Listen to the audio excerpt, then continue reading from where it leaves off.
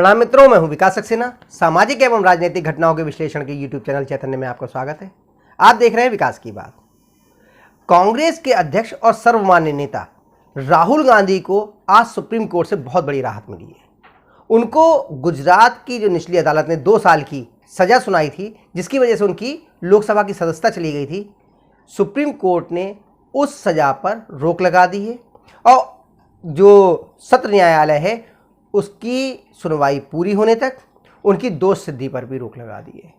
इसके बाद इस बात की पूरी संभावना है कि उनकी लोकसभा की सदस्यता बहाल हो जाएगी।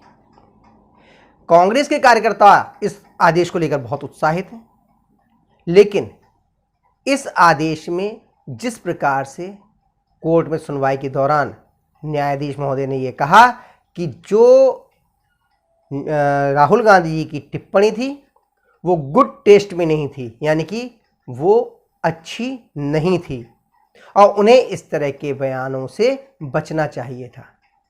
तो समझ लीजिए कि राहुल गांधी के बयान को सुप्रीम कोर्ट ने भी उचित नहीं माना है और उनके बयान, उनकी जो सजा है वो माफ़ भी नहीं करी है सुप्रीम कोर्ट ने, उस पर केवल रोक लगाई है। अभी सत्र न्यायालय में इस पर क्या फैसला आता है ये आने वाले समय में मालूम चलेगा, लेकिन फिलहाल राहुल गांधी को एक बहुत बड़ी राहत मिल गई है। कांग्रेस के कार्यकर्ता उत्साहित हैं, लेकिन इसका देश की राजनीति पर क्या असर पड़ेगा, आज के अंक में हम लोग इसी पर बात करेंगे। आपको याद होगा कि जो विपक्षी दल हैं वो लगातार ये बात कर रहे हैं कि एनडीए और मोदी के खिलाफ एक सामूहिक प्रत्याशी उतारा जाए और एक सामूहिक गठबंधन तैयार किया जाए। इसके लिए पहली बैठक जो है पटना में हुई थी, जिसको आयोजित किया था बिहार के मुख्यमंत्री नीतीश कुमार ने।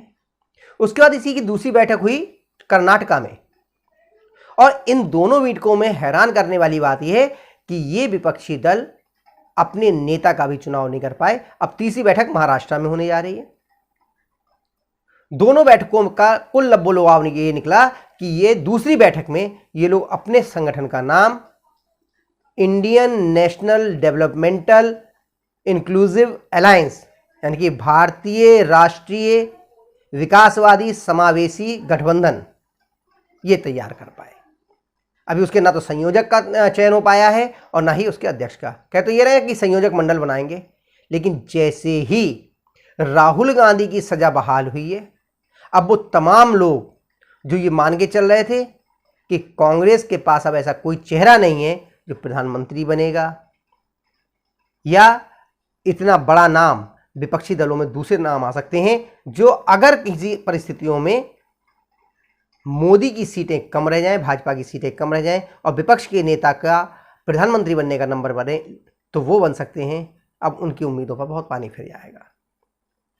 तो ऐसा लग रहा है कि तमाम इंडिया के तमाम नेता, इंडिया मतलब विपक्षी गठबंधन के, जो राहुल के सजा के बाद में मनी मन जिनके लड्डू फूट रहे थे, वो इस फैसले के बाद हतोत्साहित हुए होंगे और इसकी वजह से इस बात की भी संभावना है कि इंडिया गठबंधन से कितने दल अब बाहर निकल जाएंगे ये आने वाले समय में मालूम चल जाएगा।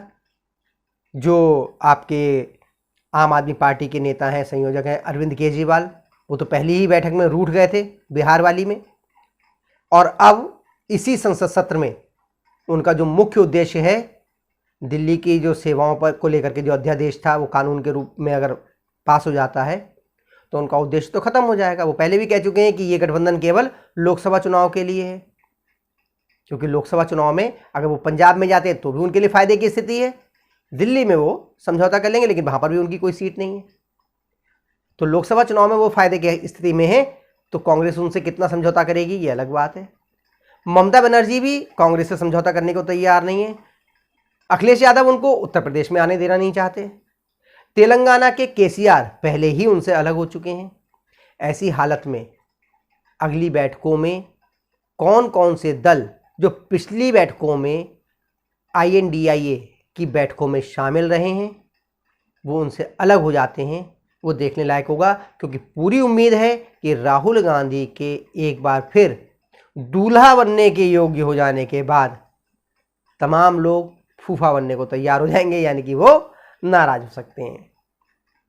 यहाँ पर एक बात और समझ लीजिए आप कि बहुत सारे नेता, चाहे वो शरद पवार जी हो गए, चाहे ममता बनर्जी हो गई, चाहे तेलंगाना के केसीआर हो गए, और भी बहुत सारे नाम हैं, वो किसी भी हालत में राहुल गांधी के नेतृत्व में काम करने को तैयार नहीं है।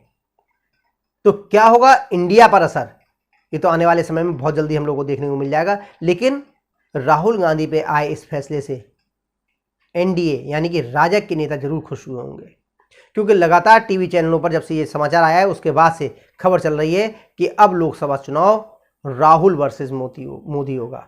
यही तो चाहती है भाजपा कि किसी भी तरीके से लोकसभा चुनाव भारतीय जनता पार्टी की तरफ से मोदी और विपक्ष की तरफ से राहुल के सामने आमने सामने हो जाए।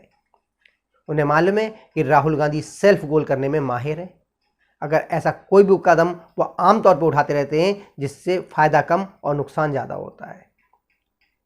तो राहुल गांधी के इस सजा माफ़ी के बाद एनडीए के नेताओं में खुशी की लहर दिखाई दे रही है। आज टीवी चैनल पर जितने भी एनडीए के नेता दिखाई दिए, उनके चेहरे पर एक अजब सी खुशी और एक आनंद का भाव दिखाई दे रहा था। उन्हें लग रहा था, मैंने एक वीडियो भी बनाया था अगर आपको याद हो, राहुल गांधी की सज़ा के बारे में, कि विरोधी फंसाना नहीं चाहते और साथी बचाना।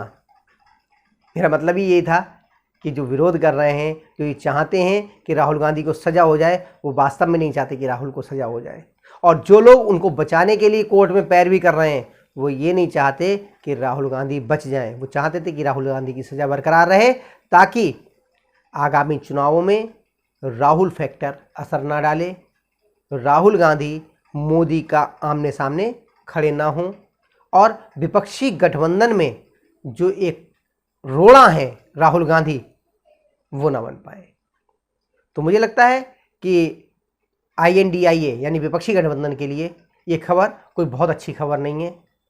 हालांकि एनडीए वाले इसको लेकर के काफ़ी उत्साहित हैं। तो आज के अंक में बस इतना ही, अगले अंक में हम लोग फिर मिलेंगे। तब तक के लिए अनुमति दीजिए। आपसे अनुरोध है कि अगर आपको ये वीडियो पसंद आया हो तो इसे लाइक कीजिए, शेयर कीजिए, और हाँ, अगर आप इस चैनल पर नए हैं तो आपसे ये भी अनुरोध है कि इस चैनल को सब्सक्राइब करने के बाद नोटिफिकेशन का बेल आइकन जरूर दबाइए। धन्यवाद, प्रणाम।